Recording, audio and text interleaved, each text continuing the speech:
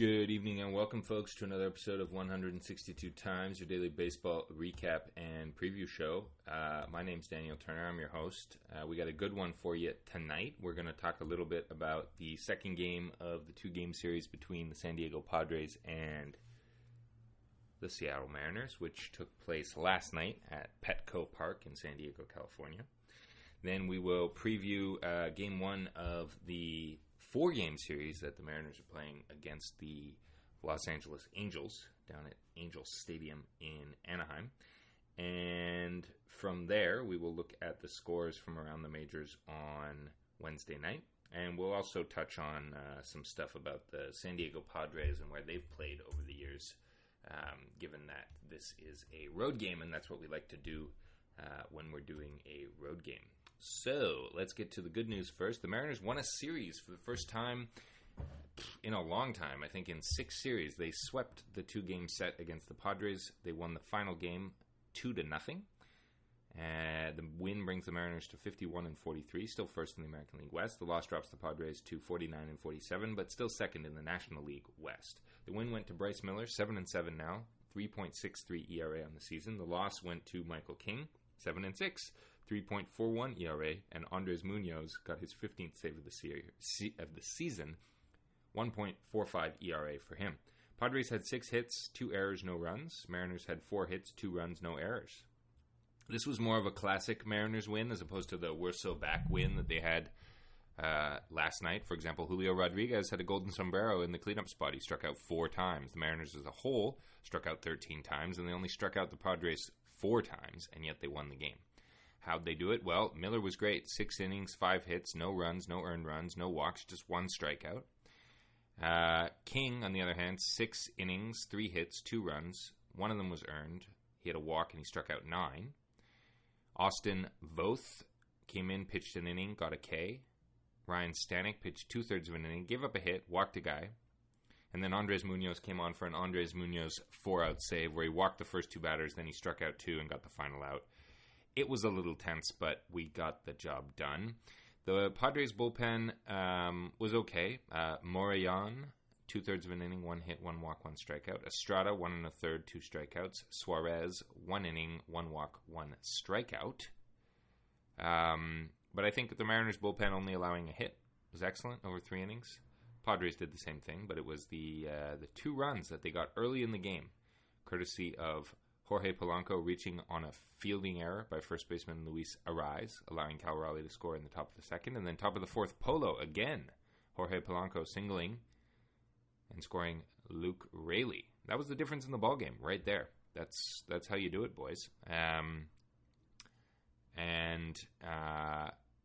Raleigh stole his 5th base of the year. Impressive. Dylan Moore, his 16th. Ryan Bliss was thrown out. He got thrown out by a mile by catcher Sullivan of the Padres. I thought he got a good jump on TV, and then he was DOA. Anyway, that was interesting. All right, before we get to previewing the game in the Angels series, we'll talk a little bit about the San Diego Padres. Interesting team. Like the Mariners, they have never won a World Series, but unlike the Mariners, they've appeared in 2, 84 and 98. They were established in 1969, same year as the Montreal Expos. They've been in the National League West Division ever since.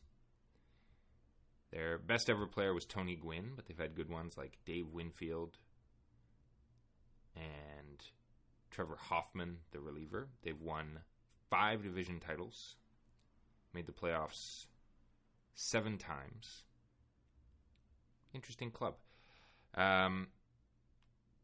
They played for most of their existence from 1969 to 2003 at San Diego Stadium, also known as Jack Murphy Stadium, who was a broadcaster who helped convince people to build a stadium in San Diego. It was a gigantic concrete multi-purpose stadium that also housed the San Diego Chargers football team. And even after the Padres moved to Petco Park, a beautiful stadium, in 2004, the Chargers continued to play at San Diego Stadium, a.k.a. the Murph, or the Q, because it was later named Qualcomm Stadium, until their eventual departure to LA to become the LA Chargers, and now I believe they play in Carson, California or something. Maybe it's SoFi Stadium, I think, is where the Chargers now play. Anyway, the Murph has been demolished, but the Friars, as the Padres are sometimes known, because they were named after the Spanish Franciscan friars who founded San Diego in 1769.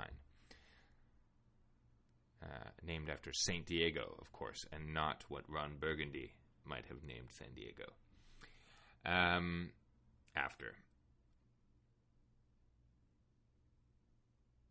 It's also the site of Bartolo Colon's only Major League home run as a Met, that epic home run to left field at Petco Park that brought everyone to their feet.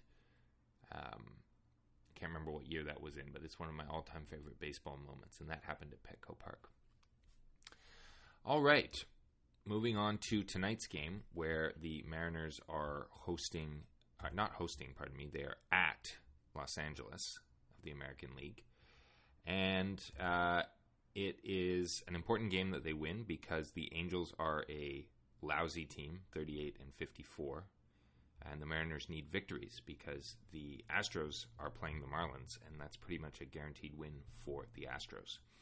On the hill tonight for the Mariners is Luis Castillo, their ace. Mr. Castillo is 7-9, 3.62 ERA, 20 starts, 113 strikeouts and 114 in the third innings pitched, 1.19 whip. He's great.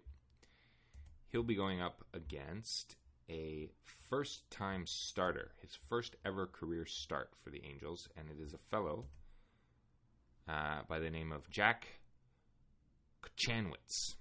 He's 6'7", 228 pounds. He bats left and throws right. He's from Philadelphia, Pennsylvania. He was a 92nd overall pick, and he's 0-0. And we will have some fun stats about his ERA. I will tell you this, the Mariners scored a few runs in the top of the first inning, and at one point his ERA was 54 as a result of that. It wound up being 36 after the first inning, because however many runs earned run average is calculated over on a 9-inning basis, right? So if you pitch like one inning and you give up 4 runs, then that's times 9, so that's 36 earned run average, which is of course brutal. But good stuff. Lineups. So the Mariners are going with J.P. Crawford at short, Josh Rojas at third, Cal Raleigh catching, Julio in center field, Luke Raley in right field, Ty France at first base, Jorge Polanco at second, Mitch Haniger DHing, and Jonathan Clase has been called back up from Tacoma because they put Dom Canzone on the 10-day injured list. So Clase will bat ninth and play left field. For the Angels, they've got Anthony Rendon leading off DHing, Nick Shanuel, I think his name is, Nolan Shanuel, thank you. He'll play first and bat second. Taylor Ward will play left field and bat third. Kevin Pillar will clean up and play right. Logan Ohape will catch and bat fifth. Brandon Drury will bat sixth and play second. Mickey Moniak in center field bats seventh. Zach Neto will play shortstop and bat eighth. And Luis Guillorme will bat ninth and play third base. So not exactly murderer's row from the Angels, but actually in terms of power numbers, they have guys who are superior to the Mariners. Pretty much Cal Raleigh's the only serious power hitter on the Mariners this season. So we hope for good things from the M's in this one. Now, before we let you go, we do want to check in around the majors on the scores for last night, which was Wednesday night. And so we're going to do that for you now. So, in no particular order, Cubs over the Orioles 4-0 in Baltimore. Guardians lost to the Detroit Tigers by a score of 5-4 in Detroit. The Yankees beat the Rays 2-1 in Tampa. The Phillies beat the Dodgers 4-3 in Philadelphia. The Reds lost to the Rockies in Cincinnati by a score of 6-5. The Mets were beating the Nationals 6-2, and that's how that game ended in New York. The Athletics beat the Red Sox 5-2. The Astros thumped the Marlins 9-1. The Brewers blanked the Pirates 9-0. The Angels beat the Rangers, thank you, 7-2. The Diamondbacks beat the Braves 7-5. The Blue Jays beat the Giants 10-6. The Royals, in a makeup of the July 9th game that was rained out, beat the Cardinals 6-4. And again, later, 8-5. So good night for the Royals. And the White Sox beat the Twins 3-1. So Rangers losing, Twins losing is good. Boston Red Sox losing is also good. Royals winning twice is not so good. Astros winning is bad, obviously.